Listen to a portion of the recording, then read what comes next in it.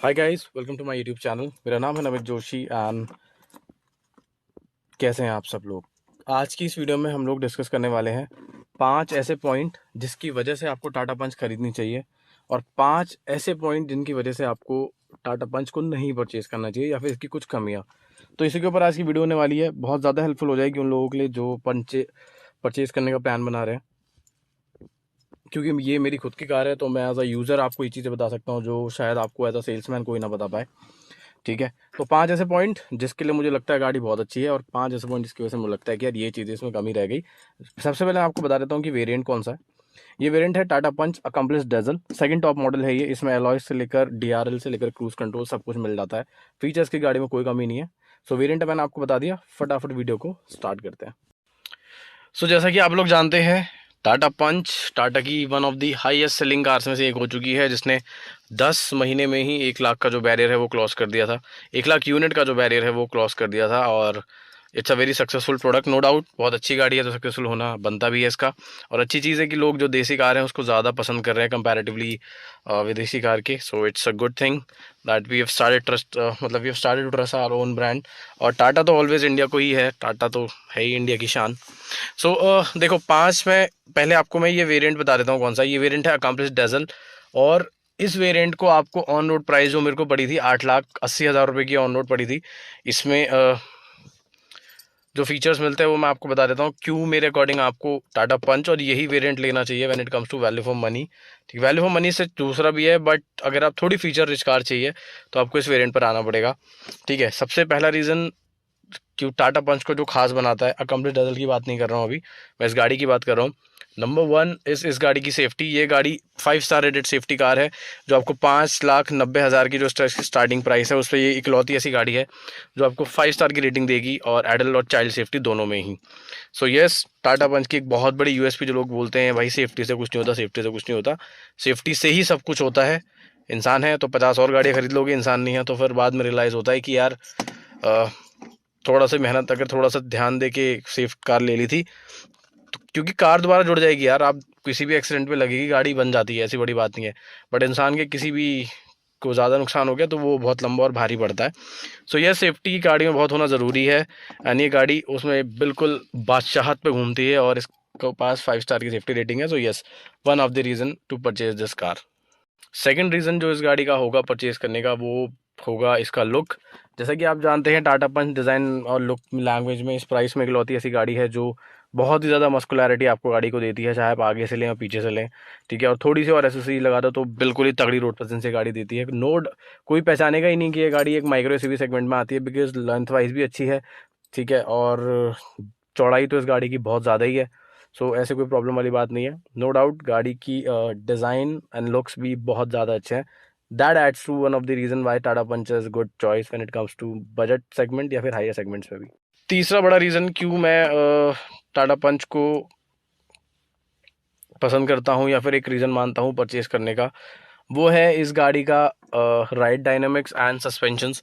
गाड़ी के suspension ride dynamics इतने ऑसम है, आप लोग किसी से भी पूछ लेना जो भी टाटा पंच के यूज़र हैं या फिर जिनके पास टाटा पंच है, जो परचेज करना चाह रहे हैं, इनफैक्ट जो टेस्ट ड्राइव करके आए हैं वो भी इसको डिनाई नहीं करेंगे।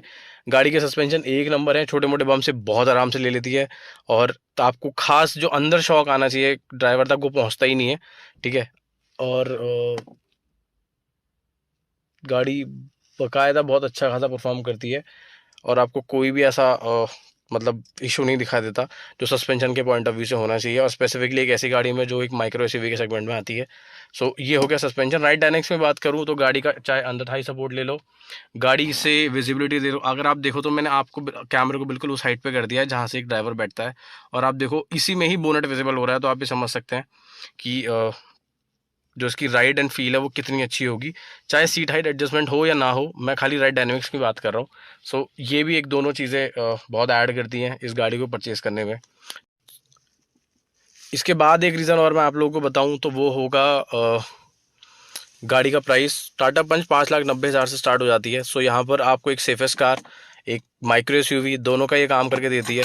माइक्रो एसयूवी तो वर्ड है यार, वो अपनी बस एक बना दिया सेगमेंट की, हाँ भाई थोड़ी एसयूवी से छोटी गाड़ी को माइक्रो एसयूवी बोला जाएगा, बट गाड़ी का जो चलाने का तरीका वो प्रॉपर एसयूवी वाला ही है और इस प्राइस पे आपको मिलती है। तो यस, प्राइसिंग भी इस गाड़ी की टाटा ने बहुत अच्छी रखी है till second top model. Higher model पे थोड़ी हाई हो जाती है, बट इसका ये मतलब नहीं कि वो वेरिएंट नहीं बिक रहा, वो भी वेरिएंट अच्छा खासा बिक रहा है। और कोई भी जो कमी या प्रॉब्लम है उस गाड़ी में आपको नहीं देखने को मिलेगी। ठीक है, सो यस, वो भी एक बड़ी डील बन जाती है जो प्राइस है इस गाड़ी का, इसको परचेज करने के लिए। इसके बाद अगर मैं एक और पॉइंट की आप लोगों से बात करूं कि क्यों आपको टाटा पंच को परचेज करना चाहिए, वो एक चीज़ होगी इसका एआई बेस कमांड जो है। एआई बेस से मेरा मतलब जो है, जो इसका सेंसर दिया हुआ है, जो वॉइस कमांड इसमें दी है। फॉर एग्जांपल आप मेरी अगर एक वीडियो पे जाएं जो मेरे चैनल पर है, जिसमें मैंने डाला हुआ है कि नए ड्राइवर के काम का बहुत बड़ा फीचर है, ऐसे करके वीडियो है, उसमें मैंने आपको दिखाया हुआ है कि जितने भी यहाँ पे गाड़ी के अंदर जो वॉइस कमांड्स आती हैं, फॉर एग्जांपल जैसे ही आप गाड़ी को स्टार्ट कर रहे हो और आप किसी वजह से अपना हैंड ब्रेक जो है वो निकालना, मतलब डाउन करना भूल गए, तो गाड़ी बाकायदा आपको नोटिफाई करती है वॉइस में कि रिलीज पार्किंग ब्रेक। अगर आपका कोई भी डोर खुला रह गया गाड़ी का चारों में से, तो वो उस साइड का बताएगी। फॉर एग्जांपल ये ड्राइवर डोर है, तो वो बोलेगी driver door open please check. और ये ऐसा नहीं है कि एक बार ही आके बंद हो जाएगा, ये बार बार रिपीटेटिव होता रहेगा जब तक आप उसको बंद नहीं करते हो। थर्ड चीज़, ये सबसे ज़्यादा सेफ्टी फीचर की तरह भी काम करता है। उसका रीज़न क्या है मैं आपको बताता हूँ। अगर आपके छोटे बच्चे हैं, पीछे बैठे हैं, आगे बैठे हैं, और किसी ने गलती से जो गाड़ी का ये वाला ओपन है ये करके ऐसे छोड़ दिया है, जिससे कि गाड़ी का गेट ओपन हो गया है और अब बंद हो गया है, और आप देखें वहाँ पे नोटिफिकेशन स्टार्ट हो गया है, ठीक है, यानी क्योंकि दोनों के केस में है। तो और आप इस चीज़ को ध्यान नहीं दे रहे हैं या फिर आपको नहीं पता चल रहा, ऑल्दो वो एमआईडी में आ जाता है, बट स्टिल चलो एक एडिशनल फीचर ही कह लो, आपको गाड़ी नोटिफाई करेगी। और ये चारों डोर्स के लिए है, कोई सा भी डोर होगा, रेयर पीछे का लेफ्ट या राइट हो या आगे का फ्रंट का लेफ्ट या राइट हो, दोनों के केस में गाड़ी आपको नोटिफाई करती है। एंड ट्रस्ट मी, ये एक बहुत अच्छी डील बन जाती है इस प्राइस पॉइंट पर।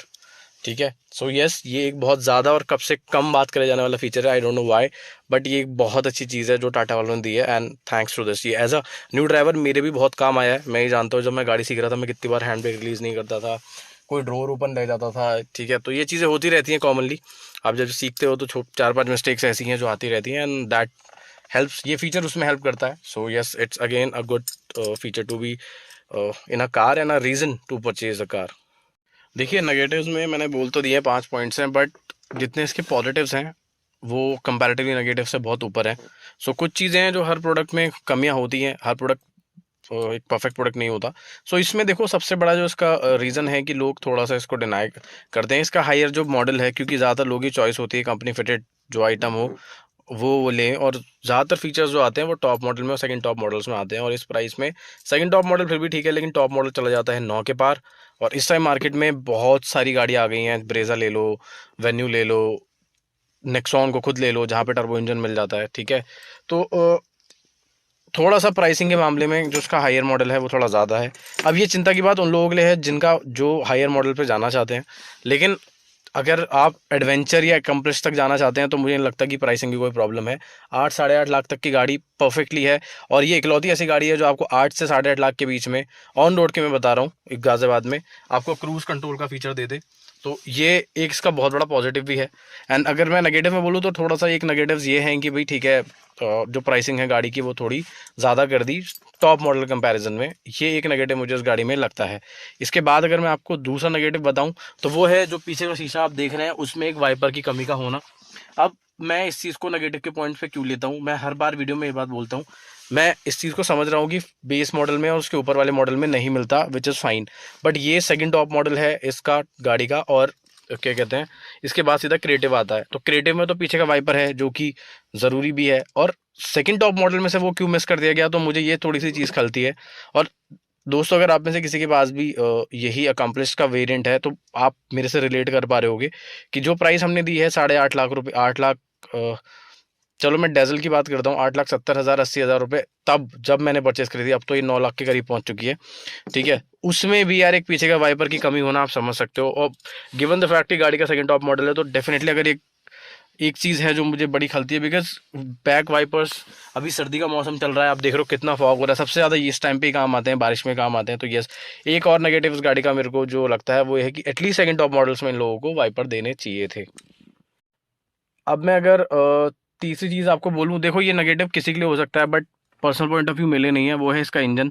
ठीक है, काफ़ी लोग इंजन इंजन इंजन 3 सिलेंडर का हल्ला काटते हैं, बल्कि ये चीज़ उनको पता है कि यार जब मैं परचेस करने जा रहा हूँ, टेस्ट ड्राइव ले रहा हूँ, तो गाड़ी वही इंजन मेरे को मिलना है और वो मैंने चला के देखा है, बट स्टिल मिलने के बाद लोग बोलते हैं लैग इशू है, लैग इशू है, विच इज़ फाइन, जो कि है भी थोड़ा बहुत, मैं मान सकता हूँ इस चीज़ को कि इंस्टेंट पिकअप की गाड़ी में कमी है, तो ये कुछ लोगों के नेगेटिव हो सकता है। बट पर्सनली सजेस्टिंग, अगर आप गाड़ी खरीदने जा रहे हैं और आपने टेस्ट ड्राइव कर ली है और ऑलरेडी आपके घर पे वो चीज़ आ चुकी है, तो उस पर रिग्रेट मत करो।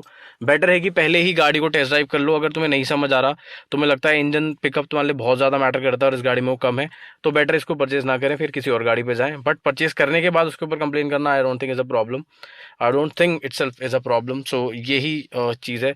मेरे लिए ये प्रॉब्लम की बात नहीं है, बिकॉज मुझे ये चीज़ पता थी। तो जिसके लिए है, हो सकता है उनके लिए ये एज अ नेगेटिव भी काम कर जाए। जो इंस्टेंट पिकअप की मैं बात कर रहा हूँ, मैं सिर्फ उसकी बात कर रहा हूँ। क्योंकि बात इंजन की चल रही है, तो काफ़ी लोगों के लिए इंजन नॉइस एक नेगेटिव हो सकता है। अब इंजन नॉइस को मैं नेगेटिव के पॉइंट्स पे क्या लेता हूँ, देखो एज अ 3 सिलेंडर इंजन, सिर्फ इसमें ही नहीं, इसमें तो फिर भी आपको 1200 सीसी का इंजन मिल रहा है, जो इसके राइवल्स हैं काइगर, निसान, मैग्नाइट, जिनमें नॉन टर्बो जो इंजन है वो 1 लीटर का डाला हुआ है। अब आप सोच लो, अगर आपको इससे ही पिकअप में प्रॉब्लम लग रही है, तो उसमें कितनी होगी, ठीक है। बल्कि ये तो 5 स्टार भी कम से कम आपको ऑफर कर रही है। तो जब भी आप कंपैरिजन करें, तो हर पॉइंट को रख के करा करो, ठीक है। हाँ, ये सच है कि 3 सिलेंडर इंजन में अगर आप थोड़ा सा, जैसे टाटा पंच में आप चौथे पांचवें गियर में थोड़ा पंजा दबा दो, तो गाड़ी जब उठ रही होती है, जब वो पिकअप गेन कर रही है, तो इंजन जो है इसका थोड़ा सा वोकल हो जाता है। और ये मैं यूज़र पॉइंट ऑफ व्यू से बता रहा हूँ, मैं इसको काफ़ी ज़्यादा चला चुका हूँ, हाईवेज पे भी, लॉन्ग ड्राइव पे ले गया हूँ, उत्तराखंड की ट्रिप पे ले गया हूँ, तो ये चीज़ मुझे पता है। एंड जब भी हमने गाड़ी नई नई खरीदी थी, तो उसी दिन हमें चीज़ दिख गई थी, जब उसने बोलता है अरे थोड़ा सा इंजन में आवाज़ आ रही है, तो हम समझ गए थे कि 3 सिलेंडर इंजन जो है थोड़ा वोकल होता है, ठीक है। ये चीज़ें कंट्रोल करी जा सकती थी, ऑनेस्टली बताऊं तो। यहाँ पर मैं आपके साथ एग्री करूंगा कि जो 3 ट्यूनिंग थी इंजन की, वो इसी जगह काम आती। जो ये गाड़ी चौथे पांचवें गियर पे पंजे दबाने पे हल्की किसी वोकल हो जाता है ना जो इंजन इसका, अगर आपने गाने बजा रखे हैं गाड़ी में देते, आपको पता भी नहीं चलेगा। अगर आप ऐसे हैं जो गाड़ी साइलेंट चल रही है, तो आपको रियलाइज होगा यार इंजन थोड़ा सा आवाज़ करता है इसका। तो यस, ये नेगेटिव एक पॉइंट कह सकते हो आप लोग इसका भी। अब last but not the least, अगर मेरे से आप एक और एक्स्ट्रा इसका जानना चाहोगे नेगेटिव, जो मुझे as a user point of view लगता है, या फिर आप चलो कह सकते हो, वो है एक आर्म रेस्ट की कमी, जो मैं हमेशा बोलता हूँ। देखो, ये हर एक के लिए नेगेटिव नहीं होगा, अगेन ये एक एडिशनल चीज़ हो सकती थी जो कि एज एन एसेसरी कंपनी दे देती। बिकॉज काफ़ी लोग ऐसे हैं जो स्विच करते हैं किसी और गाड़ी में, जब उनको आर्म रेस्ट की आदत होती है, फिर वो इस गाड़ी पे आते हैं, तो आप इसकी जो कमी है वो ऑफ कोर्स कोई भी बाहर का मार्केट नहीं भर सकता। आई विश कि ये एज एसेसरी दिया होता। ये नेगेटिव नहीं है, ये एक कमी कह सकते हो कि चलो यार नहीं दिया। But I hope coming facelift में ये लग जाएगा। अब जो नए इसके वेरिएंट्स आएंगे, कंपनी फिट आर्मरेस्ट एक मिल जाएगा, और ये गाड़ी में होना भी चाहिए। स्पेसिफिकली मैं ये सेकंड टॉप मॉडल लेके बैठा हूँ, उसमें भी यार आर्मरेस्ट नहीं है, तो थोड़ा सा लगता है कि थोड़ा सा आर्मरेस्ट होना चाहिए था गाड़ी के अंदर। बाकी इस गाड़ी के नेगेटिव्स इतने नहीं है, मैं आपको बहुत ऑनेस्टली बता रहा हूँ। आप बहुत ज़्यादा सेटिस्फाइड होगे जब इस गाड़ी को लोगे। इसकी रोड प्रेजेंस बहुत प्यारी है। गाड़ी में आप प्रॉपर एसेसरी लगा दो तो ये बहुत सुंदर हो जाती है। जैसे आप जेन्युइन सीट कवर्स देखो कितने जच रहे हैं इस गाड़ी के ऊपर, ठीक है। मेरे में ऑलमोस्ट हर एसेसरीज जेन्युइन है जो गाड़ी के आउटर में लगी है, और इनसाइड में ये सीट कवर्स ये सब जेन्युइन है, ठीक है। इन सबको हटा लो भाई, ये तो सब चाइना का माल है, मैं वैसे बता रहा हूँ। तो गाड़ी की जो पॉजिटिव्स हैं बहुत ज़्यादा हैं कंपैरेटिवली नेगेटिव्स के, और गाड़ी बहुत अच्छा मार्केट में सेल कर रही है, लोग खूब खरीद रहे हैं इसको। और वो अच्छी बात भी है, क्यों ना हो, कंपनी ने इतना अच्छा प्रोडक्ट जो दिया हुआ है। सो यस, कंपनी एंड गाड़ी दोनों बहुत अच्छी है। पंच के हर गाड़ी के कुछ नेगेटिव्स हैं, मैंने आपको बता दी जो मुझे फील हुए। पॉजिटिव बहुत ज़्यादा है, जैसे कि आप देखो तो लिस्ट काफ़ी लंबी है, अगर मैं करूँगा वीडियो लंबी हो जाएगी, बट आपको कुछ चीज़ें बता सकता हूँ। बाकी थोड़ा और डिटेल में जाना है तो मेरे चैनल पे वीडियो है ऑलरेडी पॉजिटिव नेगेटिव्स पे, आप उसको भी देख सकते हैं। With that note, thank you for watching. More videos are lined up. Stay tuned. Time to sign off. Bye bye.